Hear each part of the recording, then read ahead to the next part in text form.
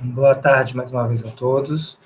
Vamos iniciar a 89ª reunião do CAEG.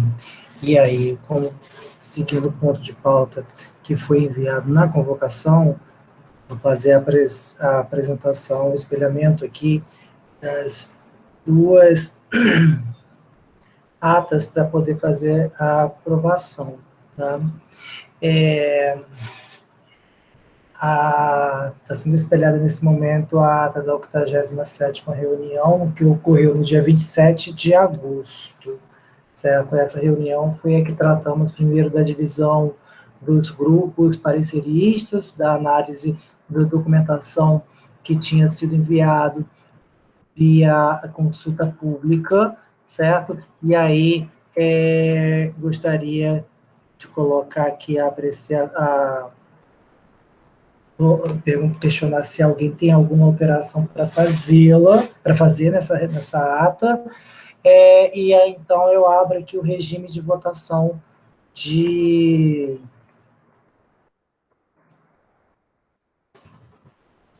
da ata, por favor. E aí, no chat, vocês colocam para mim aprovo, não aprovo ou se abstém, por favor, em 2 minutos.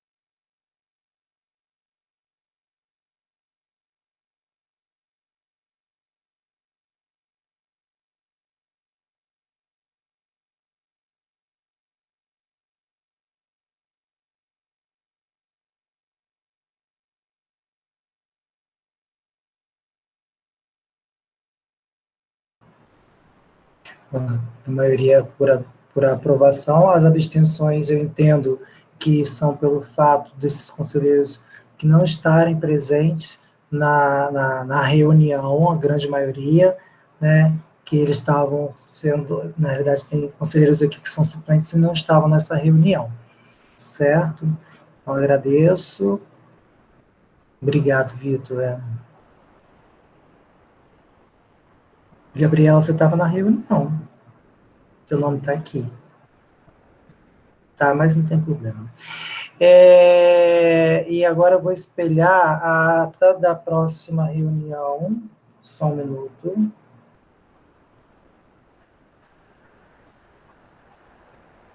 Isso, foi representada pelo Lutz. Tá. A reunião da 88ª reunião do CAEG, que foi no dia 14 de setembro, que foi a reunião em que a gente trabalhou o documento que tinha sido produzido pelos conselheiros, pelo grupo de pareceristas, né, da Comissão de Pareceristas do CAEG, né, e aí também, da mesma forma que a anterior, coloco aqui em regime de votação. Um minuto. 2 minutinhos aí o regime de votação para a ata da 88ª reunião, por favor.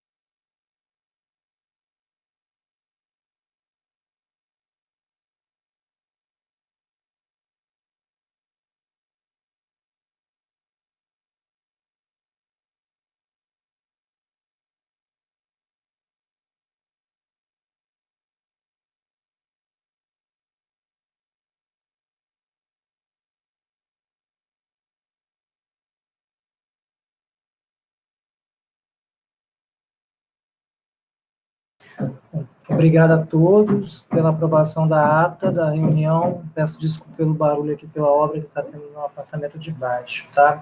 Seguindo a pauta encaminhada, agora a gente vai para a apresentação da minuta da instrução de serviço de criação, reestruturação curricular, interrupção temporária de ofertas e extinção de cursos. Ela foi enviada posteriormente, né, pela Secretaria do CAEG, e aí eu peço para a Luana, por favor, fazer a apresentação. Esse minuto para mim, por favor, Luana.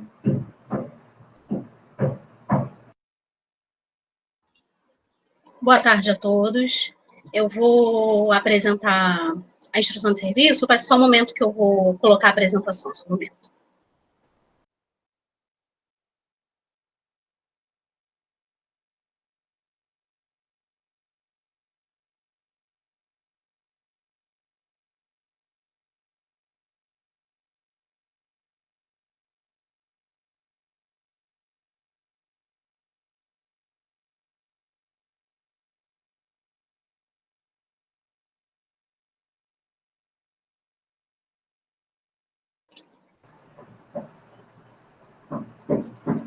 Então, mais uma vez, boa tarde a todos. Vocês já conseguem ver o documento? Só aumenta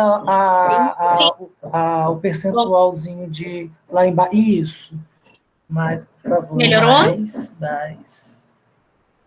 Isso, eu acho que agora já deu. Ficou melhor. Então, mais uma vez, boa tarde a todos. Eu vou fazer uma apresentação muito breve dessa instrução de serviço, porque, na verdade, ela é apenas uma atualização de uma outra instrução que a gente tinha, que na época era a instrução normativa, que foi elaborada pela Pró-Reitoria de Ensino de Graduação, na época, em 2014, que é a instrução normativa número 1 de 2014. Ela já tinha o mesmo objetivo, que é estabelecer as normas e procedimentos para criação, alteração curriculares, né, e extinção de cursos de graduação no Instituto. Algumas nomenclaturas eram diferentes, e o nosso intuito, né, o intuito da PROEM e da Coordenação Geral de Graduação, de rever essa instrução de serviço, esse documento, foi de tornar mais claro alguns pontos que eram um pouco confusos, né, na instrução anterior, e atualizar com base nos procedimentos que vinham sendo feitos atualmente.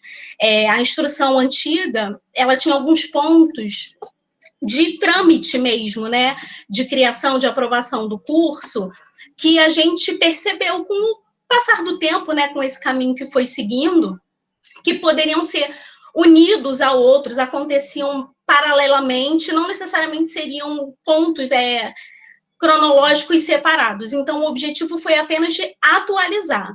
Essa instrução de serviço, ela não traz nenhuma novidade, é algo que já era regulamentado, nós estamos apenas atualizando para se adequar melhor à realidade do Instituto nesse momento.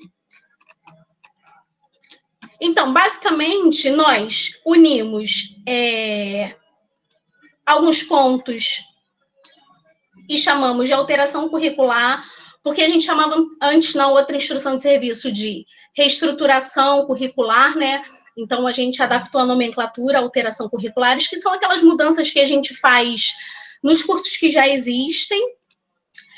Retiramos a possibilidade de interrupção de oferta temporariamente dos cursos e mantivemos a extinção dos cursos de graduação. No decorrer de todo o texto, eu vou falar bem rapidinho, tá, gente? Porque eu não acho necessário passar artigo por artigo. Se vocês quiserem que seja feita dessa forma, eu posso passar também. O que vocês preferem?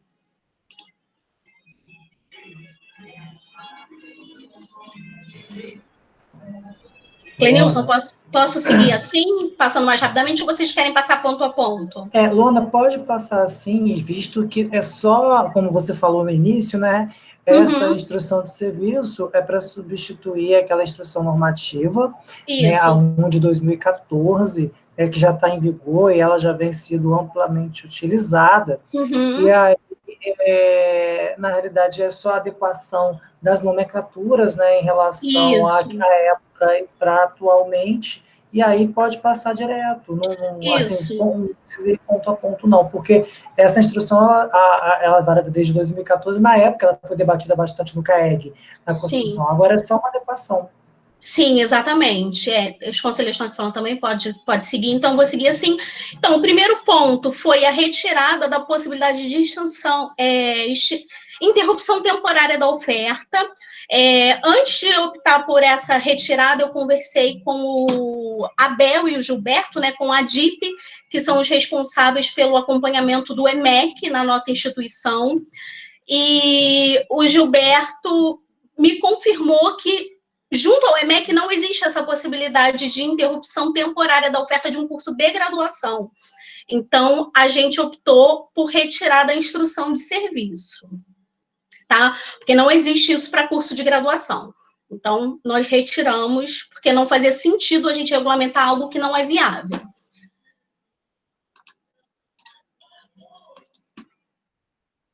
Outro ponto importante são essas etapas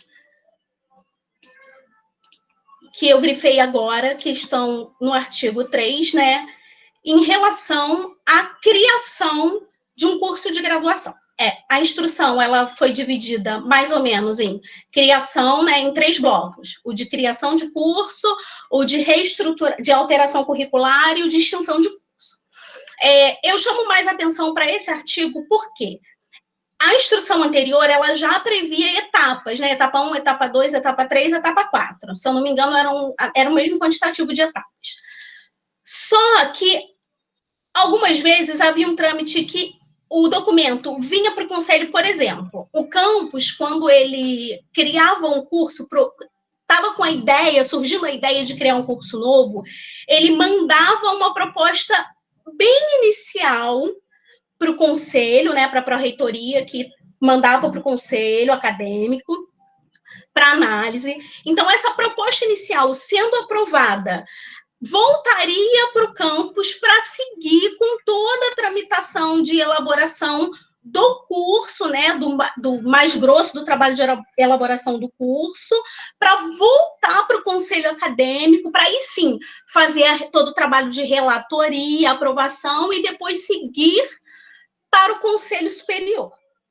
Como a gente já não vinha seguindo essa metodologia de vir primeiramente um pedido de análise de curso novo, depois voltar para o campus, para aí sim vir toda a estrutura, PPC, todos aqueles anexos e a gente fazer a relatoria no Conselho Acadêmico, eu juntei os 2 momentos. Então, na verdade, agora a gente vai ter um momento de solicitação de análise do curso novo, só que essa solicitação vai vir para a PROEM.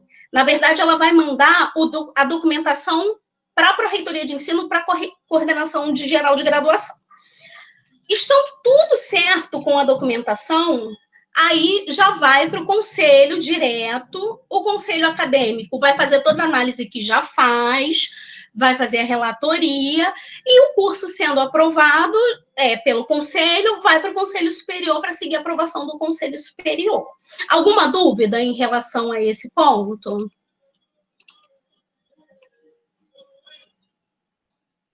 Não, ok. Ok.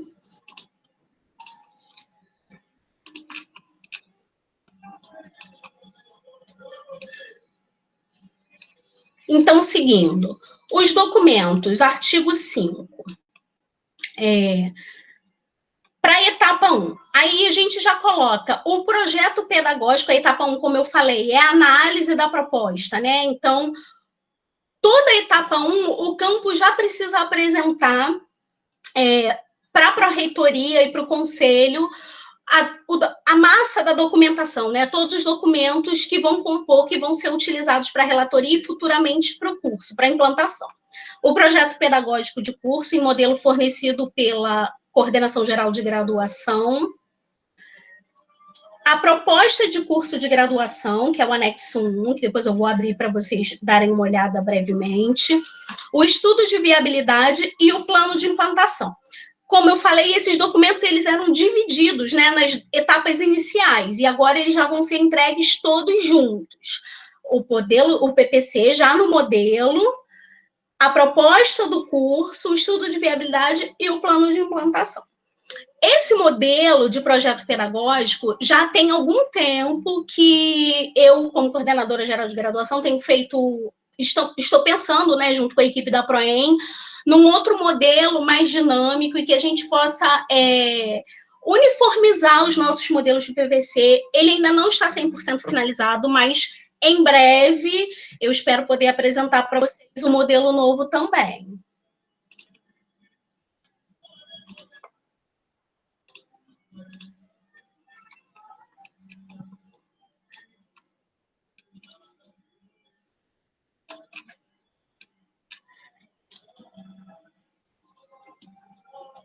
Então, aqui, como eu falei, uma vez finalizada a análise pela coordenação de graduação, a gente encaminha os documentos para o Conselho Acadêmico de Ensino de Graduação e segue o trâmite que vocês já estão acostumados com a aprovação. A etapa 2 trata do parecer do Conselho, que não tem nenhuma alteração, a maior alteração foi mesmo na etapa anterior, né, de como isso chega para a gente, e depois, posteriormente, seguindo a aprovação do CAEG, Conselho Superior. Acrescentamos alguns itens a constarem na resolução de criação do curso, que já vem sendo seguido, tá bom? Esses itens, né, para constar na resolução de criação, só que não constava na instrução normativa anterior. Então, a gente atualizou para seguir o que já vem sendo feito. O início de funcionamento do curso, que é a última etapa após a aprovação, que a gente insere no EMEC. Isso aqui era algo que não constava na instrução anterior e que por muitas vezes gerou dúvida, né, desse processo em relação a prazos, como, por exemplo, aqui a gente colocou prazo de até 60 dias para inserção no EMEC a contar da emissão da resolução. É um prazo que não foi estabelecido pela gente, é um prazo do sistema EMEC. Eles têm esse prazo, a gente precisa cadastrar o curso novo nesse período. Achamos importante registrar isso daqui para que não gere dúvidas, né, futuras, tanto para a diretoria de indicadores e pesquisa institucional, a DIP, né, que é responsável por todo esse cadastramento no EMEC, quanto para a Proem e para o conselho, para os coordenadores, para todo mundo que é envolvido nesse trâmite, né, de aprovação de um curso. Posteriormente, a emissão de portaria de nomeação do coordenador. E, por fim, o processo seletivo para a primeira turma, que até a gente colocou aqui, ó, que ele vai ser regulamentado pela Instrução de Serviço Proem número 4 de 2009, que já prevê que a primeira turma de qualquer curso de graduação seja feita a seleção por edital próprio e não colocado no SISU. Alguma dúvida em relação à criação de curso? Sim, Marcelo, tem janelas de calendário também, mas para criação de curso, ele conta a partir da resolução. Então, quando a gente cadastra o curso novo, a gente precisa colocar a data que ele foi criado e anexar a resolução. Então, quando a gente bota essa data, anexa a resolução, eles batem. Então, precisa ser até 60 dias dessa resolução. A gente achou importante marcar isso, né, nesse documento também. Guilherme, sim. Luana, tudo bom? Boa tarde para você, boa tarde para o Nilson, boa tarde, conselheiros aí. É o seguinte, lá no artigo, acho que é artigo 5, você colocou. Deixa eu voltar lá. Se eu não me engano. Que é as etapas? Isso, os documentos. Sim. Na verdade, aí, você também precisa do documento que seria da reunião do COCAN, né? Que é a decisão do Conselho de Campos, né? Sim, é isso daqui, na proposta, no anexo 1... já tem isso, né? Já tem isso. Esse anexo 1 aqui, ele já engloba a ata. A ata do Conselho de Campos, não é isso? Isso, aprovando, exatamente. Perfeito, então. Tirou a dúvida. Obrigado.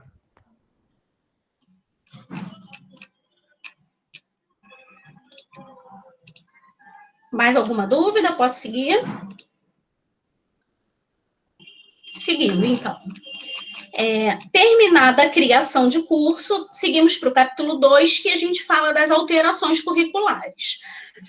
As alterações curriculares, o trâmite é similar, entretanto, a gente precisa, na verdade, de um conjunto menor de documentos, né? Seria a proposta de alteração, que também haverá um anexo, até esqueci aqui, depois eu vou, antes de finalizar 100%, eu vou colocar os números dos anexos nesse pedaço faltou. Seria a proposta de alteração, que é um documento muito similar à proposta de criação de curso, né? Mas informando qual é a alteração, a motivação para alteração daquele curso, o parecer do conselho acadêmico e a homologação pelo conselho superior.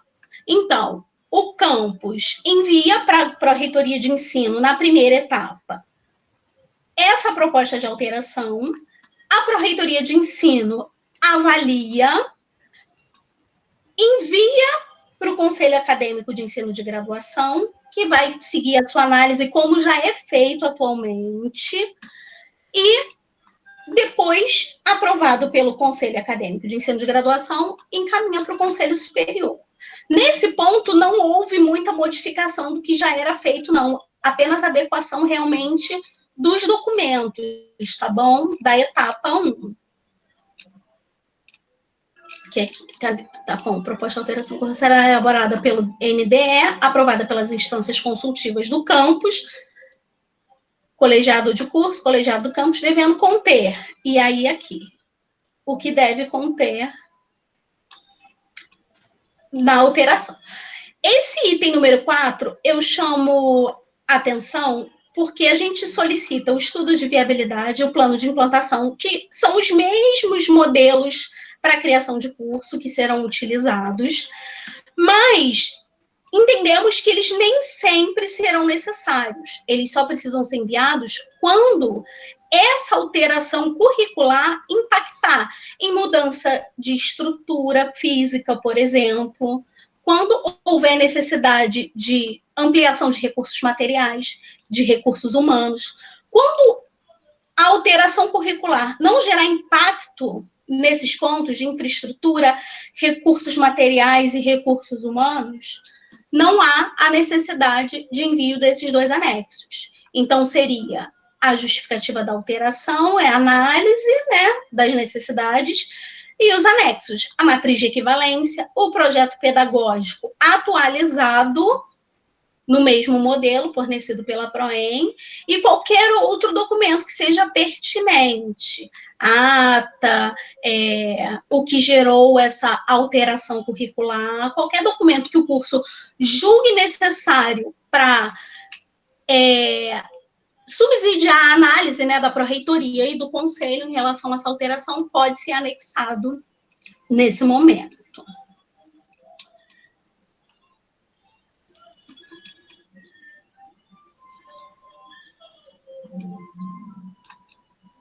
Só um minuto. Por estrutura. Posteriormente, etapa do parecer do conselho acadêmico, que segue sem nenhuma alteração. E a resolução, que também segue sem nenhuma alteração e foi feito apenas o mesmo ajuste nos itens que devem constar da resolução de alteração do curso. Alguma dúvida em relação às alterações curriculares? Ô, Luana, tudo bom? Sim, boa tarde. Aqui é a professora Silmar, do Campus Pinheiral, tudo jóia? Tudo bem. Também agradeço a participação de todos aqui também, nesse momento que a gente está trabalhando no nosso caso de Pinheiral, na reta final de reconhecimento de curso, então a gente sabe das dificuldades. O que eu estou colocando aqui, na realidade, são 2 pontos bem específicos. Um que, na realidade, eu gostaria que você voltasse no artigo 11 e no 13, para ter um esclarecimento melhor. Sim. E o outro, para a gente tratar um aspecto bem pragmático desse escopo de alteração, que elementos, de forma bem prática, seriam obrigatoriamente enviados para esse processo de aprovação. Tá? Sim, deixa eu voltar nos artigos primeiro. Isso. 11. As alterações curriculares consistem... Na realidade, quando está indicando ali, as solicitações de alterações curriculares serão recebidas exclusivamente durante os 20 dias letivos, os últimos 20 dias letivos. Né? Quando eu li isso, eu entendi que era justamente para ter um calendário oficial, um período oficial para esse tipo de solicitação.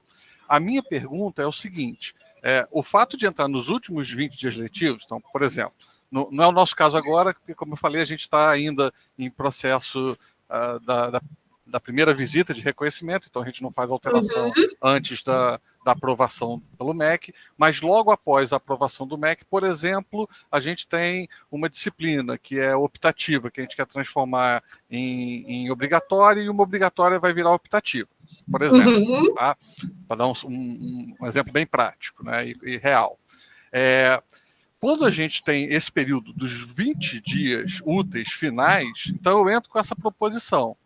Provavelmente não vai ter tempo hábil de ser feita toda a análise, toda a tramitação, então o próximo semestre letivo vai ser para discutir isso, para implementar somente no outro. Então, na prática, se eu entrar no final desse semestre letivo agora, ou seja, a gente está definindo que qualquer mudança que a gente faça, considerando o regime semestral, eu entro agora, tem um semestre de discussão para no outro começar a valer.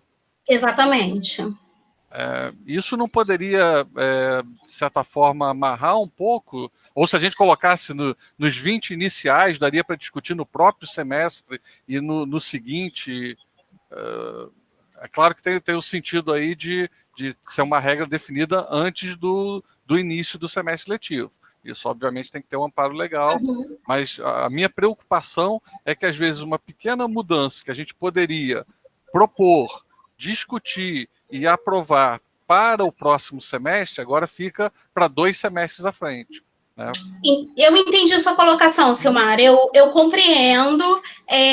Na verdade, a intenção de colocar nos últimos 20 dias letivos do calendário acadêmico foi realmente essa. Você entendeu bem a nossa intenção de ter um semestre inteiro, né, de diálogo, de tramitação desse processo, e entendendo também que o campus, né, tem um processo de férias letivas, então vocês entregando no final do semestre, a gente da reitoria, para a reitoria de ensino, a coordenação de ensino de graduação, que continua trabalhando, não tem férias, né, não nesse período, nossas férias são trabalhadas de uma forma diferente, nós teríamos esse tempo, né, das férias docentes para fazer as análises e depois, retornando o semestre, a gente fazer algum ajuste se precisar, se não tiver necessário, já entregar para o Conselho Acadêmico no início do semestre letivo e a tramitação ocorrer naquele semestre,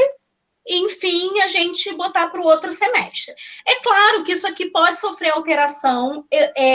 Confesso que quando eu propus, fui eu mesma que propus esse prazo de 20 dias, fiz pensando no nosso calendário acadêmico e no nosso calendário de trabalho, em facilitar o nosso calendário de trabalho para a reitoria, mas pode ser ajustado. Luana, pode só me dar um segundinho, até para corroborar com isso, com essa questão que você está falando, porque não só o trâmite interno na pró-reitoria, mas também envolve outros atores, como as secretarias acadêmicas, né, o sistema acadêmico, alterações que, caso venham a ocorrer também, e deixar de sobreaviso a DIP, né, e Silmar também, esse fato da gente colocar no final, é porque no início do período, né, a gente tem uma demanda muito grande, principalmente no que diz respeito à inscrição de disciplinas, né, o sistema, a gente tem a questão de matrícula de alunos novos que estão chegando, né, e no início do período também ocorre a elaboração dos editais, os editais tanto de programas quanto de estudantes. Então, com o andar do período, a partir da metade do período para o fim, a gente já trabalhou mais, tipo assim, o trabalho volumoso já aconteceu, e aí a gente vai, para finalizar o período, a gente tem uma certa folga, digamos, para poder receber essas documentações. Então, por isso que a Luana colocou no final. Entendi, facilita o fluxo de trabalho de vocês, né?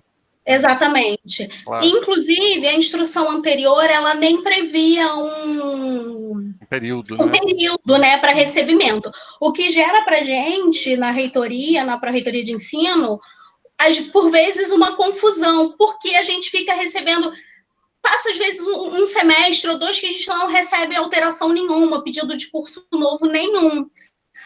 Porém, chega um monte, né? Às vezes chega muita coisa ao mesmo tempo. Então, assim, claro, tendo um prazo estabelecido para envio dessas alterações, cria um fluxo de trabalho melhor para a gente e para vocês também, que já sabem quando podem mandar, claro, e se organizam em relação à ata, à discussão em NDE, em colegiado de curso, em colegiado de campus, pensando em atender esse prazo. Mas, inclusive, a gente colocou no item seguinte que poderão ser aceitas aqui, no parágrafo seguinte. Poderão ser aceitas solicitações de alterações curriculares fora do prazo estabelecido, nos casos de atendimento a decisões legais, a determinações legais. Porque a gente entende que, às vezes, pode chegar alguma determinação do MEC. Uma portaria do MEC que você tem que fazer para amanhã. E a gente tem que fazer correndo. Então, a gente não vai seguir o prazo. Então, assim, tem possibilidade de não seguir o prazo. Mas aquelas que são geradas do próprio campus, né, da necessidade, da visualização de necessidade do próprio curso, que entende que aquela adequação vai ser melhor para os estudantes, para o currículo. Então, a gente quer centralizar tudo numa data, tá bom? É isso. Legal. Não, entendi o fluxo aí, faz sentido. Agora, eu queria no artigo 13, só um detalhezinho ali. Aí pensando em dar também agilidade a esse processo, né? Eu entendo que, por exemplo, eu já participei 3 vezes como representante docente do COCAN, em Pinheiral. Então, assim, e a gente fez a verticalização. Para quem não conhece, Pinheiral é um campus agrícola que tem mais de 100 anos de ensino técnico. Então, a gente fez o primeiro curso, que foi a licenciatura em computação, a primeira graduação. Então, a gente começou do zero, né, nesse processo. E é claro que naquele momento é fundamental na criação de curso o envolvimento de todas essas instâncias internas, né? Começando com o grupo que vai fazer, a direção de ensino apoiando, o colegiado, o próprio colegiado do campus, né, o COCAN. Agora, para fins de alteração, me parece que pode ficar um pouco mais burocratizado, como está no artigo 13, que além de uma definição, as instâncias consultivas, né, além do colegiado do curso, né, passar também pelo colegiado do campus para ter esse tipo de aprovação.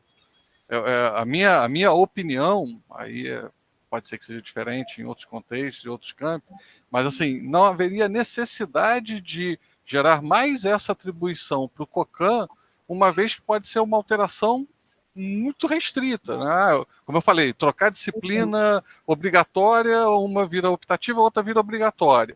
Se isso já passou por todo o colegiado, não implica em contratação, não altera a estrutura de curso, por que ter que levar isso para o colegiado do campus também aprovar? Entendi a sua colocação, para a criação, eu acho que é essencial. Mas para alteração, ainda mais alterações que podem ter um nível muito pequeno de impacto, como eu falei, não interfere em grana, não interfere em contratar gente, esse que é o cuidado senão daqui a pouco a gente faz também, vamos passar pela consulta externa, pela Firjan, e aí você começa a colocar mais atores e qualquer mudança, por mais simples que seja, vai envolver tanta coisa que a tendência não muda nada não, deixa quieto. Sim, eu entendi a sua colocação e eu acho que, então, é porque, na verdade, a intenção de colocar o colegiado do campus foi pensando nessas alterações maiores que impactam, por exemplo, no uso de mais salas, na alteração de alguma infraestrutura do campus, como é o caso que acontece na criação do curso, né? Talvez seja uma questão da gente adaptar e, como o conselheiro Marcelo estava colocando também aqui, no chat, a questão de definir melhor o que são as alterações de menor relevância e de maior relevância. É a segunda parte da minha pergunta. Né? Porque talvez essas alterações de menor relevância, como você colocou, Silmar, uma mudança de uma disciplina ou realocar uma disciplina de um semestre para outro, como não gera esse impacto na vida do campus, né? Só na estrutura do curso, realmente eu concordo com você. Não teria essa necessidade de passar pelo conselho do campus. Novamente, a gente pode simplificar. Então, eu vou fazer o seguinte, se vocês concordarem, eu vou dividir esse artigo para poder, na verdade, acho que seria questão de ampliar, né? Não dividir o artigo, mas de explicar que o colegiado do campus especificar mais. Só em caso de alteração que impacte infraestrutura, eu vou fazer essa alteração, então, concordo com você. Agradeço a contribuição, porque realmente faz diferença sim. E aí a gente cai na segunda parte que eu queria falar, que tem exatamente a ver com isso que você comentou, que é o que é mudança pequena, o que é mudança grande. Sim. Isso, obviamente, intuitivamente, a gente que já lida há bastante tempo tem uma noção, mas é bom clarificar para todo mundo, né? Então, por exemplo, eu vou fazer vou colocar exemplos bem práticos, bem pragmáticos, né? Eu vou mudar ementa de disciplina, acrescentando tópico, atualizando bibliografia. Preciso passar por o processo de validação do CAEG, ou eu posso fazer isso dentro do âmbito do campus e comunicar essa mudança? Entendi. Troco disciplina de optativa para obrigatória e obrigatória para optativa. Acrescento uma nova disciplina optativa, que é algo que a gente normalmente já tem alto grau de flexibilidade em relação à proposta original, né? Então, assim, eu queria que você pudesse trazer alguns exemplos práticos de elementos que, eventualmente, não só eliminasse a necessidade daqueles documentos, daqueles dois últimos que você sinalizou, mas que talvez eliminasse até a necessidade, uma vez que não geram impacto, não mudam a estrutura, não mudam aspectos de carga horária docente de forma significativa, não envolve contratação, que eles possam ser resolvidos e comunicados, sim, a Proem e tal, mas que não gerar uma sobrecarga de pequenas alterações, tendo que passar por esse fluxo todo de aprovação. Sim, concordo com você, Silmar. Na verdade, a gente pensa a alteração de menor... Quem já está acostumado, né, já está bem ciente desse processo, né, quem lida com o curso de graduação. Mas realmente precisa ser determinado. O Marcelo falou aqui que é o que você falou. Maior relevância é o que impacta na infraestrutura do curso. Menor relevância é o que não impacta. É isso, basicamente isso. Mas eu acho que realmente precisa ficar mais claro na instrução.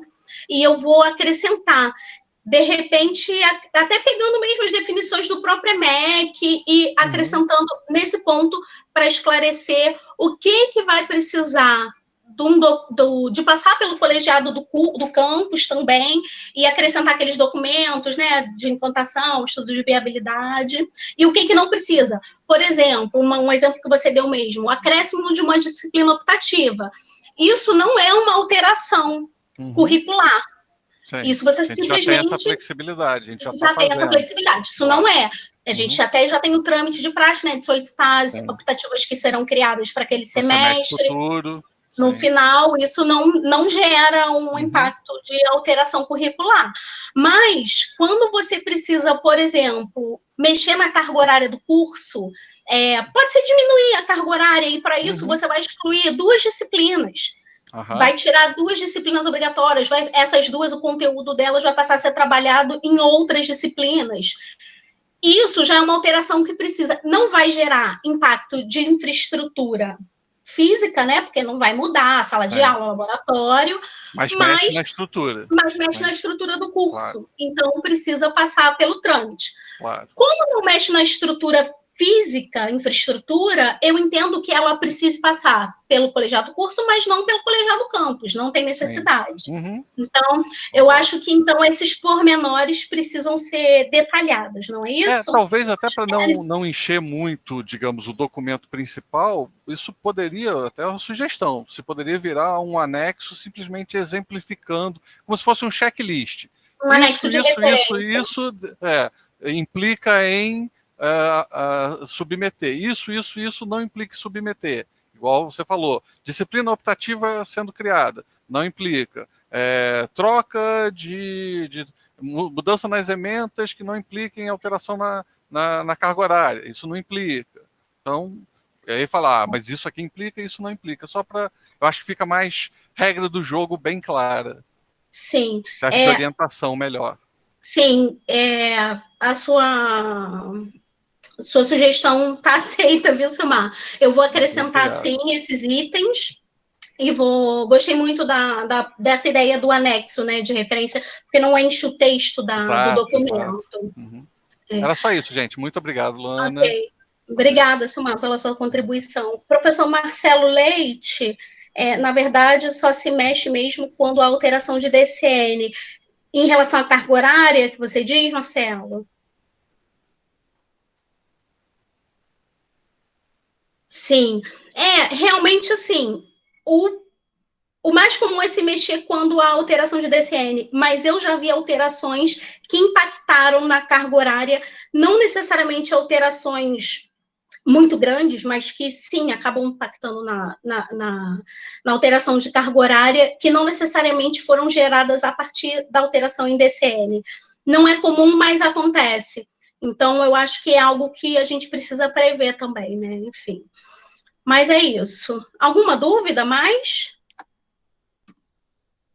Guilherme, eu vi que tinha uma pergunta mais que depois colocou que eu respondi. Não? Então, seguindo. Vou até colocar aqui. Anexo. Só um minuto. Referência.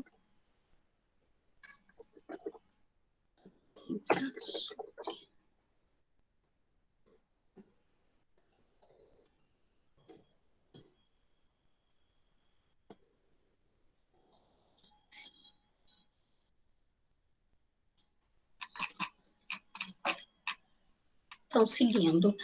Como eu já tinha dito, a resolução de alteração curricular com os itens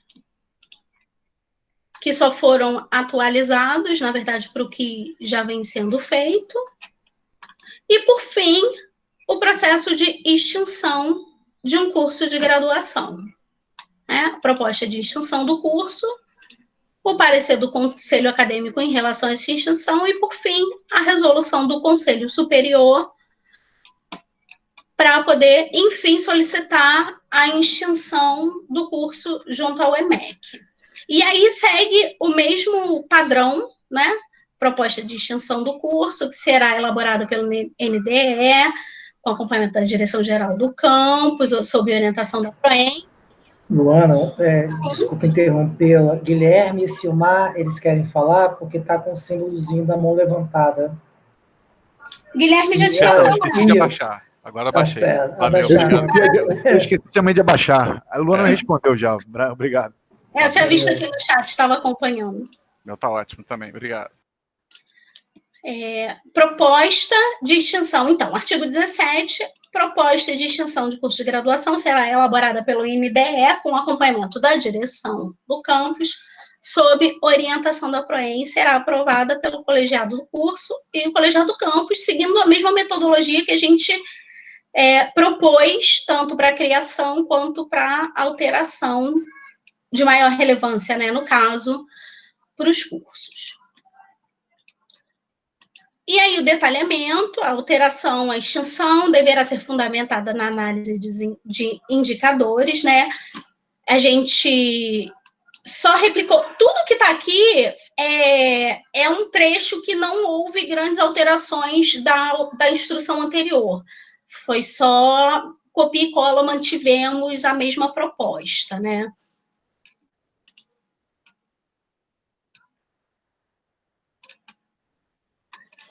Parecer do CAEG, que segue a mesma metodologia de trabalho. E, por fim, a resolução do Consup, seguindo a mesma metodologia e constando o semestre a partir do qual se dará a interrupção da oferta. Lembrando que quando o curso é interrompido, né, a partir de qual ele é interrompido, a oferta de vagas novas, né, de ingresso, e vai acontecendo uma extinção gradual, como está previsto no artigo 20, extinção gradual, com a suspensão das vagas em processo seletivo, e poderá se dar a partir do semestre letivo seguinte a publicação da resolução do Consup, ficando assegurado ao estudante regularmente matriculado o direito de concluir o curso dentro dos prazos regulamentares. Prazos regulamentares esses que são os prazos previstos em regulamento de ensino de graduação mesmo.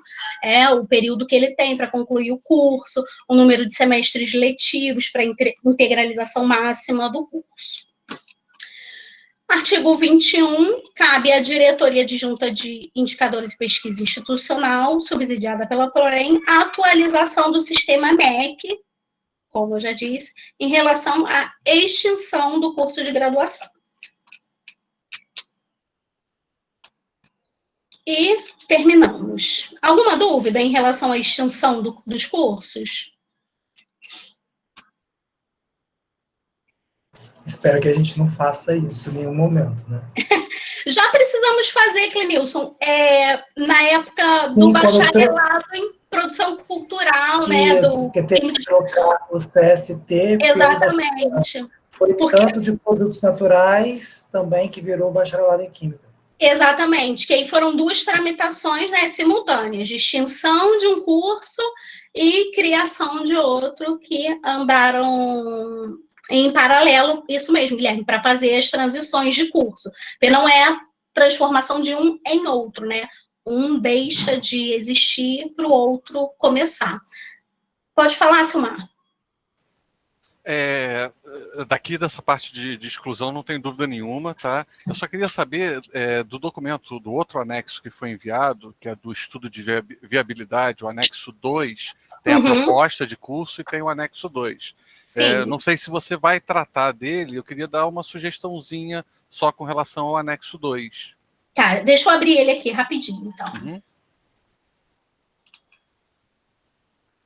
Que esses modelos, Silmar, eles já existiam, né, na outra instrução. Sim, ele é de 2016, quer dizer, já existia até 2014. Antes. Em 2016 2014. Eu sei que já existia porque eu preenchi. De 2014. A gente só fez algum ajuste ali de layout, juntou algumas informações. Na realidade, ali o problema é layout mesmo. As informações em si estão adequadas, são necessárias, tá? Mas tem uns detalhezinhos ali que eu queria só pontuar. Só um minuto, eu vou só abrir o arquivo. Se você quiser ir falando, Silmar, você pode ir falando que eu vou abrir só para eu poder visualizar aqui também, tá bom? É que eu preparei abri a instrução e não abri os anexos, então estou pegando ele aqui na minha pasta. Eu estou com ele aberto aqui, você quer que eu compartilhe minha tela? Pode compartilhar, você já está com ele aberto. Eu agradeço, deixa eu parar o compartilhamento. Aí já fica mais rápido, já está aqui na mão.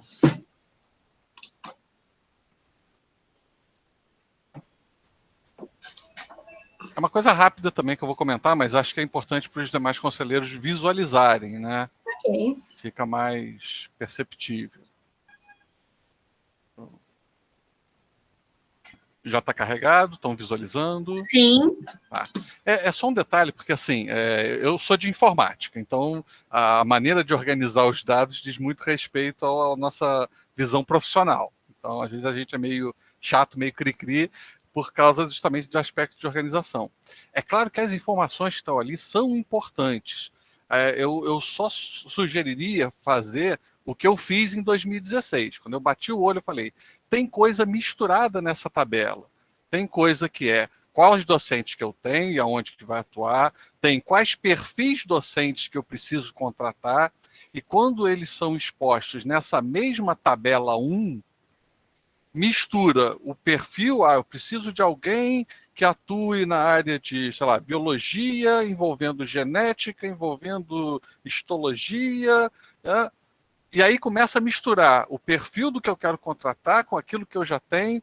Isso, além de ser uma tabela difícil de preencher, porque fica muito pequenininha, né, cada coluna, né, mistura o que eu tenho com o que eu preciso ter. Então, isso até para calcular dificulta também quem tá na comissão propondo o curso. O que eu vou sugerir é o seguinte, que a gente dê uma olhada para fazer um upgrade nesse anexo, para separar. Eu posso até tentar dar uma buscada nos meus documentos lá de 2016, porque eu não segui essa tabela, né? Eu peguei essa tabela na época da Prograde, mas eu peguei as informações, tirei o que era redundante, que aparecia na tabela 1 e de novo na tabela 2, e eu remodelei. Eu poderia buscar essa informação, mandar até para vocês, darem uma apreciada, para ver se a gente conseguiria reformular, porque ia ficar, eu acho que mais fácil de preencher, mais fácil de calcular, e se a gente separa o que é do que a gente tem de estrutura, de docente para tais disciplinas, e o que a gente precisa contratar como perfil. É só essa sugestão Silmar, que eu queria trabalhar. Sim, eu agradeço se você me enviar a tabela, mas a ideia já está separada. Talvez eu não tenha conseguido deixar de uma maneira tão clara, porque a ideia da tabela 1 é perfil docente, necessidades de contratação. Então, nessa tabela 1, realmente é para constar só necessidade de contratação. E aqui abaixo, tabela 2, tabela de docentes que atuarão no curso. Docentes já contratados. São docentes que já existem. Mas eu concordo com você que a gente pode deixar de uma maneira mais clara, né? Eu te mando, e aí você vai perceber, por exemplo, aqui tem a coluna, nome do docente caso exista. Já misturou o perfil que eu preciso com quem eu já tenho. Ah, sim, verdade. Aí já começa a embolar.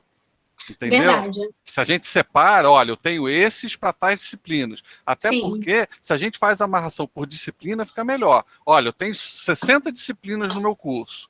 Eu já tenho professor para essa, para essa, para essa. Essa que eu tenho que contratar. Quando que eu tenho que contratar? E fazendo o escalonamento, né, do momento mais adequado, sendo pelo menos um semestre anterior ao início da disciplina, por causa do trâmite e tal.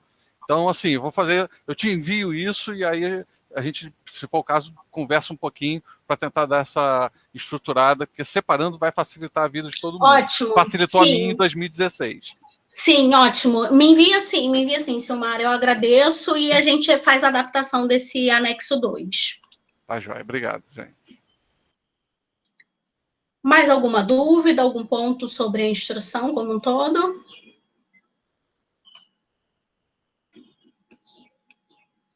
Não? Então, Clenilson, finalizei. Perfeito. Maravilha. Obrigado, Luana. Então, olha só, pessoal. Essa instrução de serviço, como eu falei no início, Luana também explicou, é só uma readequação da instrução que já existe, certo? Porém, a Casa Civil emitiu um documento, né, dizendo que os atos infralegais pertinentes a cada instituição são portarias, resoluções e instruções normativas, né? Então, com isso, a gente agora passa a usar a nomenclatura novamente de instrução normativa, certo? Esse ano ainda a gente vai emitir uma outra instrução de serviço, mas principalmente voltada à questão da APNP, tá? E aí, essa que foi apresentada aqui pela Luana, como a gente não, no momento, a gente tem uma resolução do Consup que a gente não está tramitando cursos novos de graduação e também não tem alguns grupos que estão fazendo PCG e etc. Então, a gente vai fazer a emissão dela como instrução normativa, tá certo? Essa que foi apresentada pela Luana agora. Só não sei a data específica que a gente vai publicá-la. Como a gente está já encaminhando já para dezembro, provavelmente eu posso fazer a publicação dela como seja na primeira de 2021, logo no começo de janeiro, certo? Para a gente também ter ela sempre como um norteador, sendo a primeira de 2021. Tudo bem? Então tá, todo mundo compreendeu isso. Alguém queria falar mais alguma coisa ou tá tudo ok? Posso continuar?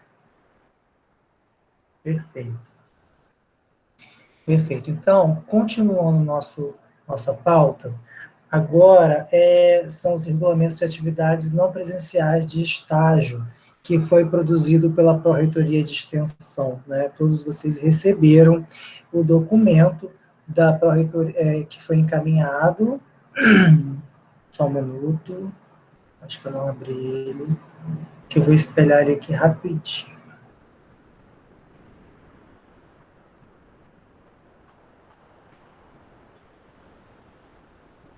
Esse documento, ele já foi apreciado no âmbito do CAEX, né, e a ata também do CAEX. Conseguem ver? Alguém pode, por favor, só falar que se consegue ver? Sim. Sim. Perfeito, obrigado. Então, esse documento vai ser, na realidade, ele estava já posto no Conselho Superior, né, para apreciação do Conselho Superior. As questões voltadas a estágio são pertinência da DRAPS, que é uma diretoria dentro da Pró-Reitoria de Extensão, então o documento saiu da Pró-Reitoria de Extensão com aprovação dentro do Conselho vinculado a esta Pró-Reitoria. Porém, né, no entendimento na pré-consulp, que era importante fazer com que esse documento também fosse avaliado nos conselhos acadêmicos de ensino técnico e de graduação, porque permeiam basicamente atividades que são executadas e estão nos planos de curso BPC dos cursos técnicos e de graduação, certo? E aí, com isso, esse documento voltou. É um documento bem curto, certo? Que destina principalmente a essa questão em que estamos vivenciando com a adoção de APNPs, e aí os encaminhamentos em relação aos estágios não presenciais, né? Os estágios não presenciais que estão ocorrendo agora. Muitos cursos, grande parte dos cursos, tem no seu PPC a obrigatoriedade do estágio, e aí por isso que a gente coloca aqui para a apreciação. Bom, de acordo com o instrumento, a metodologia de trabalho do CAEG, né, que é a Instrução de Serviço número 3 de 2019, este documento é uma demanda de nível 2, pela urgência, né, e que é análise de regulamentos sistêmicos e a necessidade de emissão de parecer, certo? Todo mundo está conseguindo me acompanhar? Se alguém quiser colocar, tá? E aí, eu vou parar de transmitir ele aqui, só um minuto. E vou transmitir aqui o outro documento, se eu conseguir.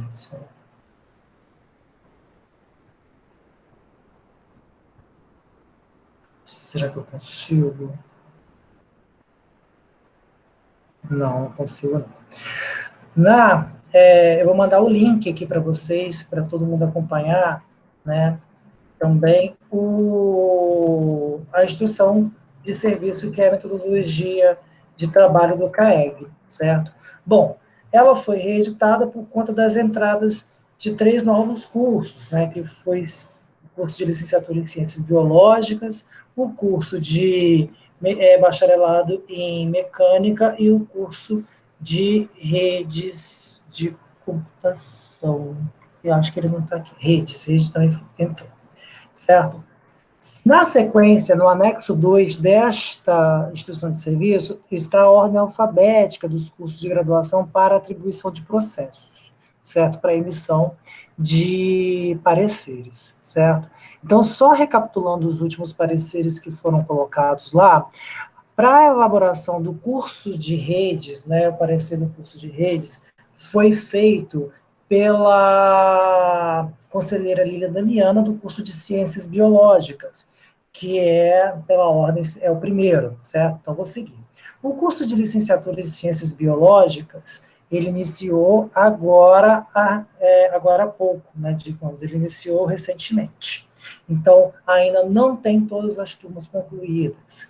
Mesma coisa do curso de licenciatura em computação, certo? O número 4 é o bacharelado de engenharia mecânica, que também entrou agora nesse último documento, mais novo. O penúltimo parecer emitido foi do curso de bacharelado em agronomia, que foi feito em conjunto pela conselheira Paula do curso de farmácia com o Bruno, que eram do CAEG anterior. Agora eu não lembro se o Bruno era da fisioterapia ou da terapia ocupacional. Vocês sabem dizer, Julemar? Eu sempre estou confuso. Bom, mas foi dado a cargo da conselheira Paula, que era do curso de farmácia, TO, beleza. Aí o Bruno ajudou. Então a Paula fez o último parecer, quer dizer, o penúltimo. O último parecer que consta no nosso conselho de graduação foi o parecer, foi um grupo de pareceristas, né, montados para fazer aquela revisão daqueles documentos das contribuições, né, das contribuições do documento da minuta de APNP, né? Então foi composto aí por 9 conselheiros e sem utilizarmos essa ordem alfabética dos cursos. Na sequência, a gente tem os 2 cursos de licenciatura de física, o de Nilópolis e de Volta Redonda, certo? Então, considerando também que esse documento de estágio, principalmente, vem a somar também com questões de estágios propriamente ditas e colocadas nos cursos de licenciatura, né, pela sequência, e aí ao invés de colocar a cargo de um único campus, e aí eu conclamo os 2 cursos de licenciatura em física para fazerem o parecer deste documento, correto? E aí eu gostaria que os professores das licenciaturas em física, os conselheiros de física de Volta Redonda e de Nilópolis, que estejam aqui presentes, por favor. Estão aqui presentes? Jean é o de Nilópolis. Não, Jean Volta Redonda, e Bruno de Nilópolis, perfeito. Então, Jean e Bruno, esse documento fica para análise de vocês dois em conjunto, quer dizer, fica em análise dos conselheiros de licenciatura em física e de Nilópolis e Volta Redonda, e aí adianto o seguinte, pelo fato, primeiro que é um documento um pouco curto, né? E segundo, pelo fato de a gente poder dar encaminhamento no Conselho Superior o mais breve possível, eu peço que esse parecer seja apresentado na próxima reunião nossa do CAEG, que está marcado para o dia 17 de dezembro, certo? Então, por praxe, a gente sempre faz a comunicação com 14 dias de antecedência, certo? Mas não há nenhum problema se os conselheiros puderem mandar, tá, o parecer do documento, ou já além disso, com sugestões de modificações do documento, até o dia 14. Tudo bem, Jean e Bruno? Até o dia 14 de dezembro, e aí no dia 17 a gente faz a apresentação aqui no Conselho. Tudo bem?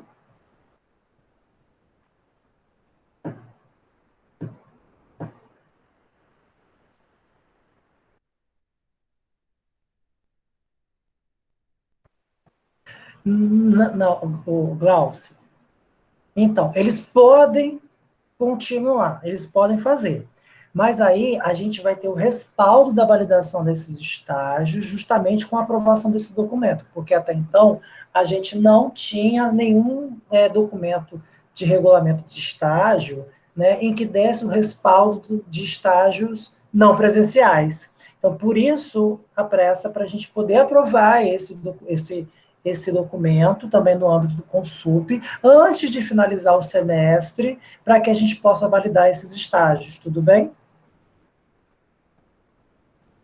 Perfeito. Então, Jean e Bruno, ainda hoje eu mando para vocês o modelo de parecer, tá? E aí vocês conversem com também os outros conselheiros de física de Nilópolis e Volta Redonda, para a gente fazer a apreciação do parecer que vocês venham apresentar para a gente no dia 17, tudo bem?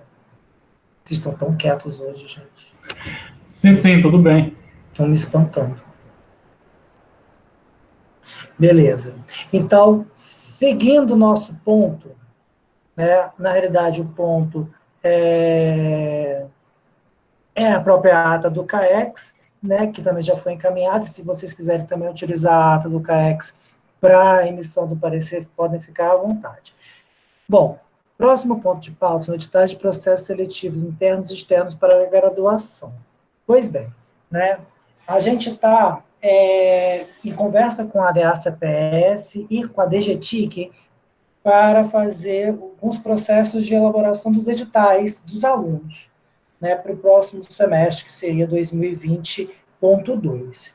Primeiro que todos os editais, assim que saírem, eles primeiro vão versar sobre a questão da metodologia de ensino que estamos adotando agora, que é por APNPs, certo? Então, isso é uma questão que já vai estar no edital, né? E segundo também a questão da questão da conectividade, né? Então, a gente tem um prazo. Depois eu volto com você, Vitor, pode ser. Então, a gente tem prazos, né, a seguir em relação aos editais, porque todos os processos eles vão ser feitos, né, remotamente, inclusive as matrículas, né, e as matrículas que são feitas nas secretarias acadêmicas, com todos trabalhando remotamente, né. Então, essa conversa inicial na realidade, já fizemos 3 reuniões com a DA-CPS, e aí uma necessidade que surgiu é de que haja a criação de um sistema de inscrição dos alunos, certo? Porque nos editais de graduação, propriamente dito, como que vão acontecer? A gente vai ter o edital de seleção própria para os alunos de graduação, utilizando notas do Enem de até as últimas 3 edições do Enem. Então, os candidatos que fizeram Enem em 2017, ou 2018, ou 2019, podem concorrer às vagas dos cursos de graduação, né, que são cerca de 700 e alguma coisa. Esse é um edital. O segundo edital é o edital de reingresso, que é, na realidade, o reingresso, o nome correto dele deveria ser portadores de diploma, né, são alunos que já têm conclusão de cursos de graduação e querem fazer um novo curso, tá? Esse também é responsabilidade da DA-CPS. E terceiro da DA-CPS é o de transferência externa, que são alunos que fazem aquele curso de bacharelado ou de graduação, bacharelado, licenciatura e CST em outra instituição e vem para o BFRJ. Esses são 3 editais que são de responsabilidade da DA-CPS. 2 editais que são de responsabilidade da PROEM, que é uma manutenção de vínculo, que é quando o aluno termina o curso de graduação aqui e ele deseja fazer um outro, ou transferência interna, né, de cursos internamente. Todos eles vão ser feitos com links específicos, o maior volume de inscrição, com certeza, vai ser o edital de seleção para as graduações, né, por isso o auxílio da DGTIC na criação de uma plataforma que possa sustentar os dados, né, pois a gente vai abrir um processo de um número muito grande de vagas, consequentemente, uma procura muito grande também, certo? Porém, todo o processo, ele vai ocorrer antes das férias propriamente ditas, né, antes do final do semestre em que a gente está tendo, pelo fato de que as matrículas têm que ser feitas remotamente, e também todas as análises das ações afirmativas, né, serem feitas remotamente. Essas análises das ações afirmativas são as comissões de saúde, a comissão de assistência social e a comissão de heteroidentificação racial. Todas elas vão ser feitas remotas. Além disso, né, o aluno, no momento da sua inscrição, né, já que a gente não está ali, né, para ele apresentar a documentação propriamente dita, né, e ele sim enviar todo por e-mail, outro ponto que vai ser colocado também outra cláusula que vai ser colocada também em todos os editais, é que em qualquer tempo, a qualquer momento e a qualquer tempo, o aluno poderá ser convocado a entregar seus documentos originais para fins de confirmação quando a matrícula for feita remotamente. Caso seja verificado falsificação de documentos ou qualquer outra modificação ou documento errado, o aluno poderá perder a sua matrícula imediatamente e, caso esse aluno já tenha concluído o curso, o seu diploma será cassado, certo? Essa é uma forma legal de nos respaldarmos legalmente e para que as pessoas não cometam fraudes. Todo mundo vem verificando há um bom tempo, né, em que muitas universidades que são constatadas fraudes, principalmente na questão das ações afirmativas, levando em consideração as cotas raciais, diplomas vêm sendo cassados sim, principalmente nos cursos de medicina, odontologia, farmácia. Então, isso consta no Código Penal, e essa vai ser uma questão, a gente vai colocar esses pontos dos editais para respaldar a instituição contra fraudes e a penalização do candidato caso ele venha a fraudar algum documento. Certo? Alguém gostaria de falar sobre alguma questão? Lilian, isso vai ser também para esses cursos novos. Quais cursos novos, Lilian? Lilian?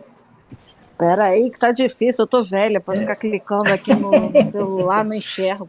Ô, minha amiga, eu tô morrendo de saudade, tanta saudade. Eu tô ficando velha, criatura, aí eu não enxergo o botão, calma. Saudade de você, garota. Tudo bem? Não, você estava falando que, logo no início, que você vai ser... Né, você vai puxar 3 Enems para trás, não é isso? Isso. Então, isso também vai servir para esses de rede, de licenciatura? Sim. Vai dar para servir, porque lembra aquela vez que não deu, né, para servir para eles. Exato, então, foi até como a aluna apresentou no documento anterior, para cursos novos, a gente faz a seleção própria, né? Uhum. Mas aí eles já deixaram de ser novos, porque eles começaram a funcionar em 2020.1, né? Entendi. Quando abriu o processo de adesão do SISU, eles já iam, no segundo semestre, eles já iam entrar já no SISU.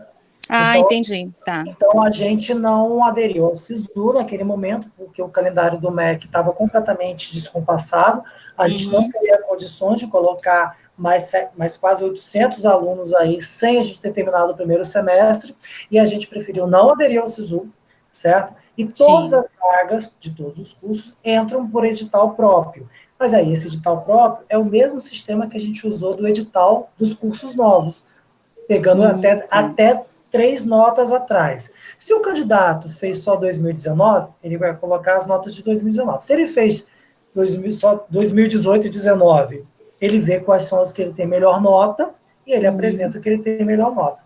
Com isso também, a gente até facilita a adesão, a entrada de novos alunos, porque, como todos vocês sabem, o SISU, ele é só referente ao último Enem.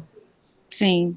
Então, aquele aluno alentado, né, que ficou lá atrás, né, em 2017, com uma nota muito boa, mas no momento ele não conseguiu entrar, nesse edital nosso, ele pode sim vir a concorrer a vagas. Né? Tá. Com isso a gente vai... E também é uma chamada local. Né? Quando a gente faz o SISU, né, as vagas elas vão para âmbito nacional. Não significa que o edital nosso não tenha alcance nacional. Né? Mas no momento em que a gente está vivendo situação de pandemia, basicamente são os alunos do entorno das instituições, né, os alunos da mesorregião que vão diretamente concorrer a essas vagas. Né? E um outro fator também é que nenhuma outra instituição está para abrir edital de graduação. Então, com isso, a gente pode ter uma captação de alunos muito elevada.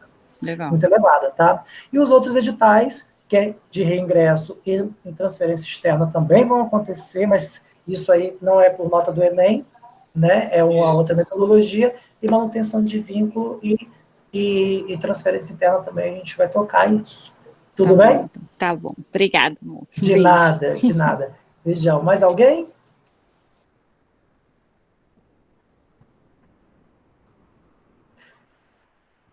Não? Então posso passar para o próximo ponto, que é a apresentação do calendário, especificamente, propriamente dito, propriamente falado aqui do calendário nosso de reuniões ordinárias. Bom, é o seguinte, a Suzana, tá?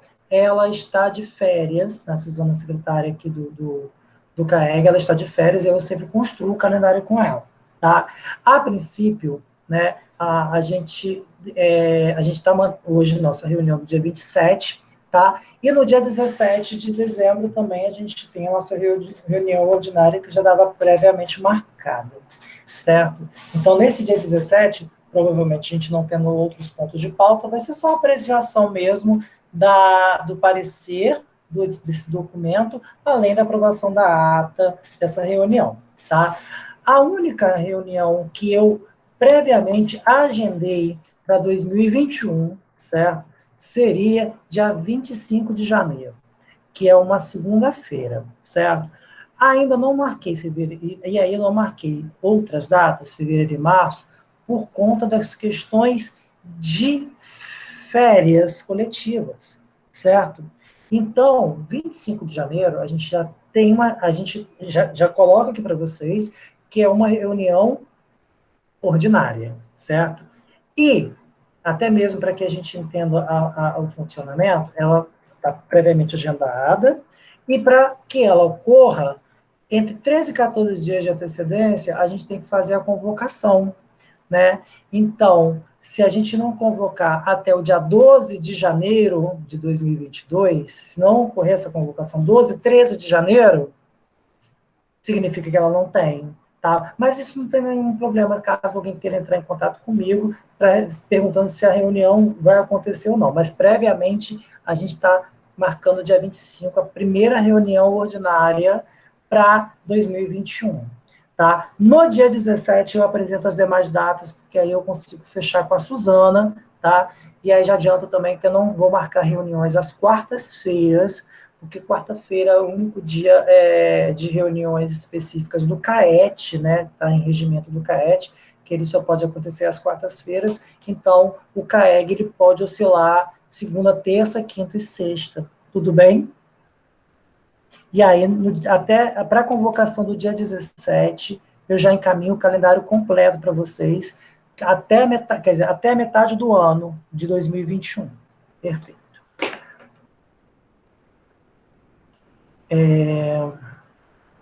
Bom, e agora, para finalizar os nossos assuntos gerais.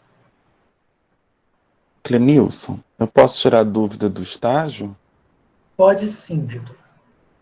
Esse documento que foi elaborado pela COEX, ele fala em relação aos estágios da licenciatura, na página 5, algo muito pouco se referendando ao parecer do Conselho Nacional de Educação.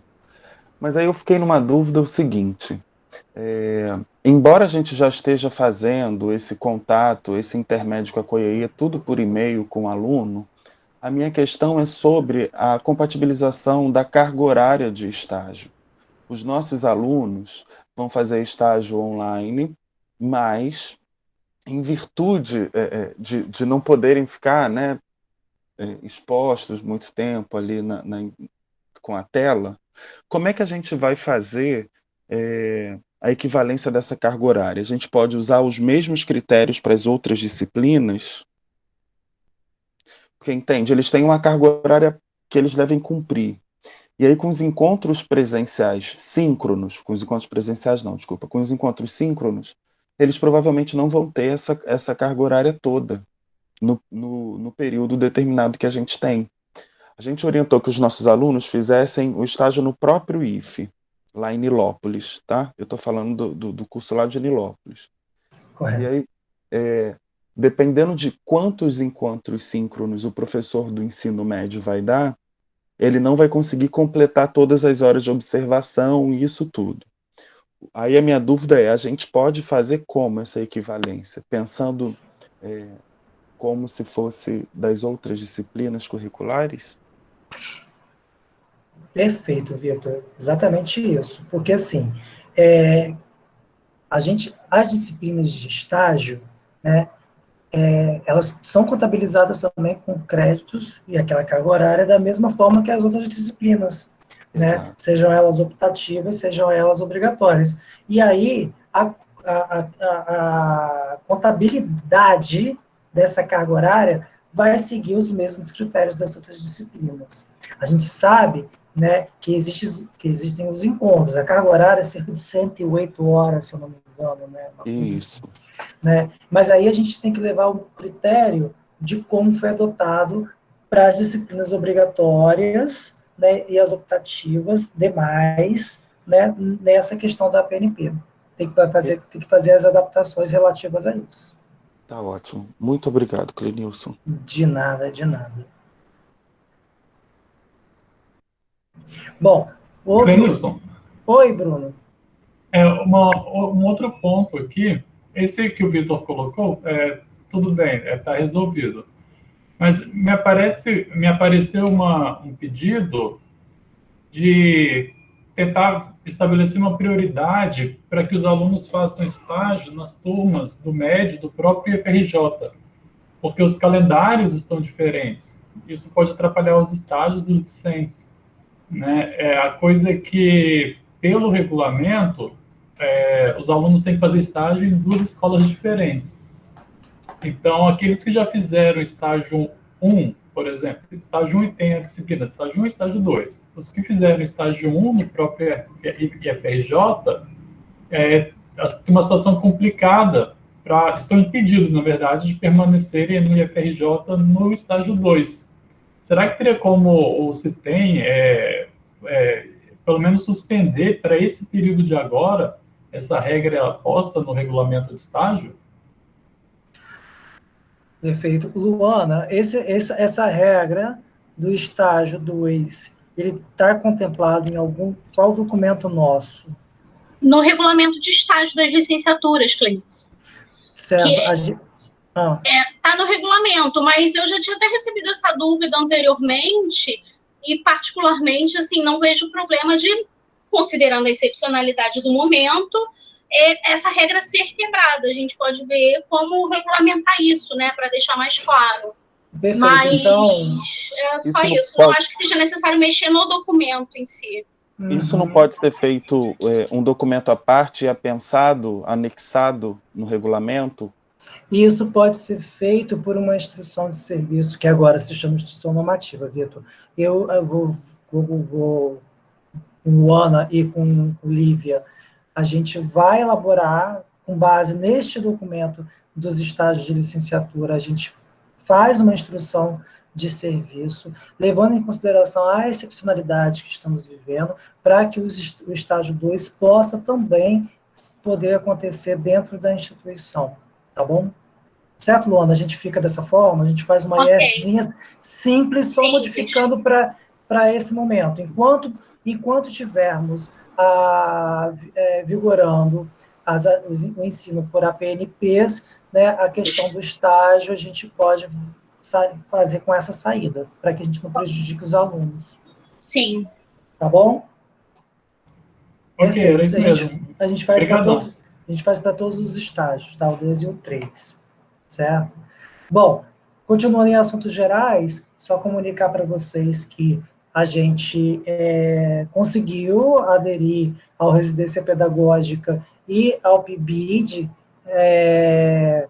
com a aprovação com a homologação do calendário, porque era isso que a CAPES pedia, era o impedimento que a CAPES estava dando para as instituições que estavam com o calendário suspenso, né, e com isso a gente conseguiu fazer aderir aos dois programas. Quero aqui agradecer a todos os coordenadores, né, das licenciaturas que estejam aqui presentes, os professores também que trabalham com os 2 programas, o Residência Pedagógica e o PIBID. Agradecer a Vanessa, que é a coordenadora do PIBID, agradecer a Gabriela Salomão, que é a coordenadora do Residência Pedagógica, e agradecer enormemente, assim, eu não tenho palavras para dizer, né, o quão grato eu sou em trabalhar com a Luana. O que a Luana, eu vou começar até a chorar aqui, o que a Luana fez para que esses 2 programas pudessem vigorar, né, ela fazendo os editais, né, em conversa, sempre tentando ouvir todas as partes dos programas, tanto do BID quanto da residência pedagógica. Essa vitória é uma vitória da Luana, da Lívia, da Suzana, que são os 3 servidores que trabalham com o ensino de graduação, né, que estão lidando com esses programas afinco, e quero agradecer enormemente, né, eu não tenho palavras para expressar minha gratidão a elas, Luana, Lívia, Suzana, por terem conseguido essa vitória, né? Se a gente conseguiu fazer o calendário, se a gente conseguiu, lógico, isso tudo foi dependente de várias situações, mas o crucial era a gente emitir um calendário para que os alunos pudessem ter o direito à bolsa. E a Luana, com toda a garra, com toda paciência, foi lá e conseguiu, e os programas estão ajustados. Luana, muito obrigado, do fundo do coração. Eu não tenho palavras para agradecer a você. Eu fico muito sem graça, não vou nem falar nada, que eu fico sem graça com isso, porque a gente faz nosso trabalho, né, gente? A gente precisa lutar, né, pela manutenção desses programas que são de tamanha importância para os nossos licenciados. Sim, a formação de professores, né, está na nossa cerne, né, no documento mãe dos institutos federais. A gente tem que fazer, tem que formar novos profissionais da área da educação. Obrigado mesmo, Luana, muito obrigado. Bom, e para finalizar, só comunicar também que concluímos, né, a etapa da certificação dos docentes, né, que não tinham licenciaturas, né, a formação pedagógica, né, Pode, Camila. Boa tarde, Clenilson. É uma questão que não estava muito na pauta, mas é que foi levantada no colegiado de farmácia ontem. O Murilo até ia te mandar um e-mail, mas ele teve um probleminha pessoal, não pôde mandar.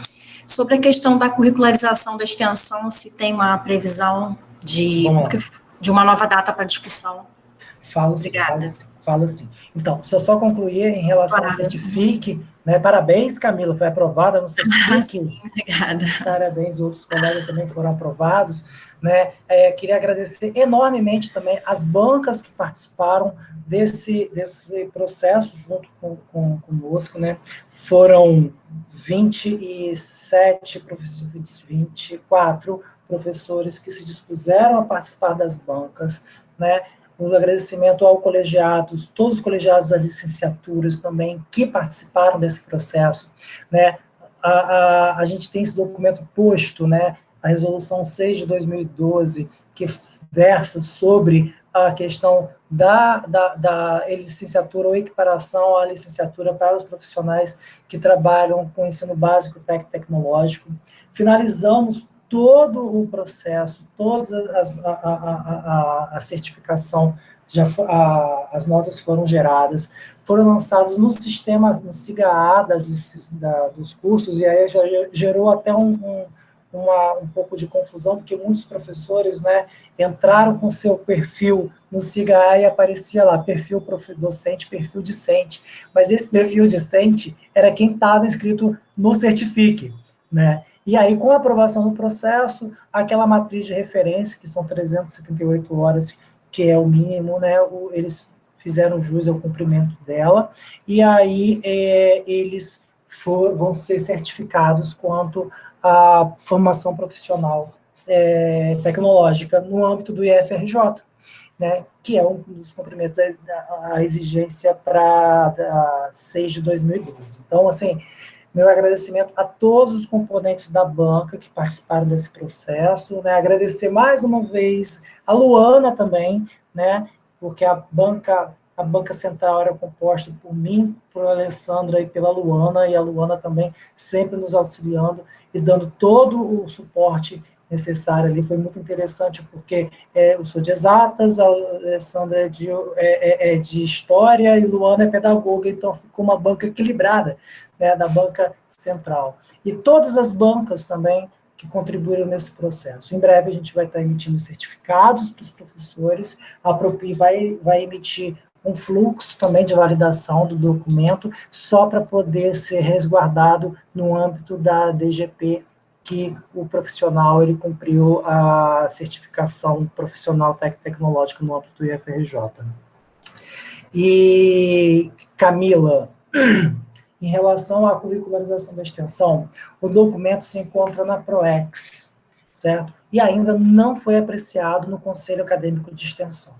A gente precisa que esse documento seja validado lá para ser trazido e apresentado aqui, porque a curricularização da extensão, ela versa principalmente sobre o ensino de graduação, tá? Ela não tem que ser colocado para o ensino técnico de nível médio, mas sim na graduação. E aí a gente fica no aguardo, tá?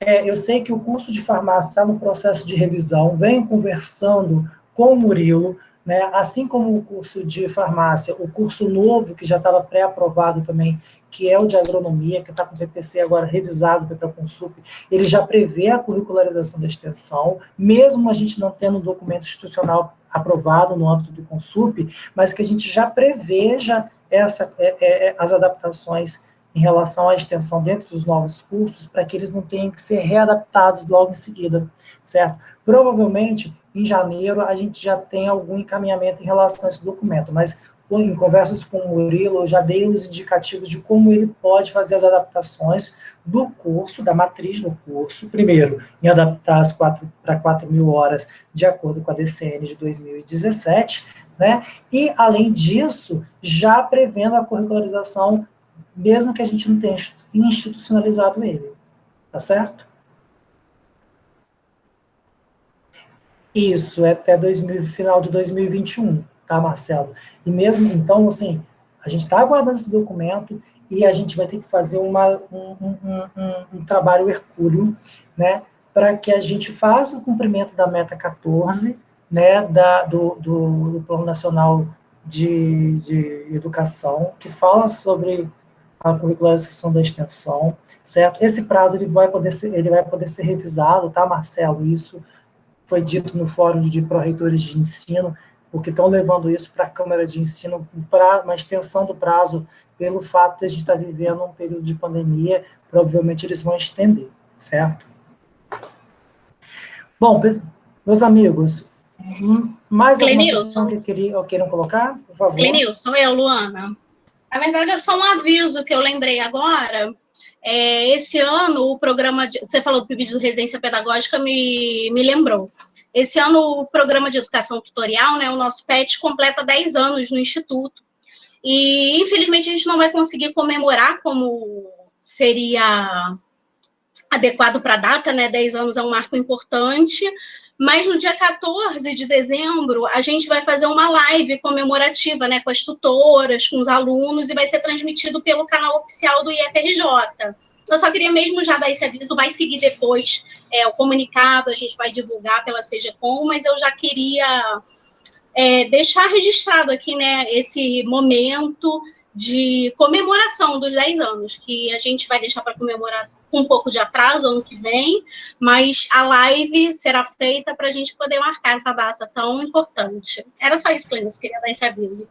Perfeito, obrigado, Luana. O trabalho que essa apresentação está sendo feita, está sendo elaborada há um bom tempo, né, pelas tutoras também, né, com a Fernanda Piccolo, com a Vanessa, não. Com a Lívia Tenório e a Suzana Engler. Elas estão, junto com os petianos também, fazendo um trabalho bem legal para essa apresentação dos 10 anos aqui do PET na instituição. Pessoal,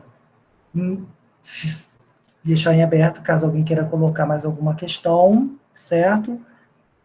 Caso não, né, a gente pode encerrar a nossa reunião?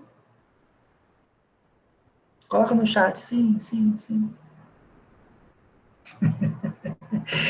Então, pessoal, muito obrigado, tá, pela participação, obrigado aí pela troca, esse grupo muito coeso, que a gente vem travando batalhas no âmbito da educação, do ensino de graduação na instituição. Parabéns a todos, tá, aqui, por estarem aqui trocando com a gente, com a Pró-Reitoria de Ensino, e a gente se encontra agora no dia 17 de dezembro, Tudo bem? Muito obrigado. Uma boa tarde para todos. Bom final de semana.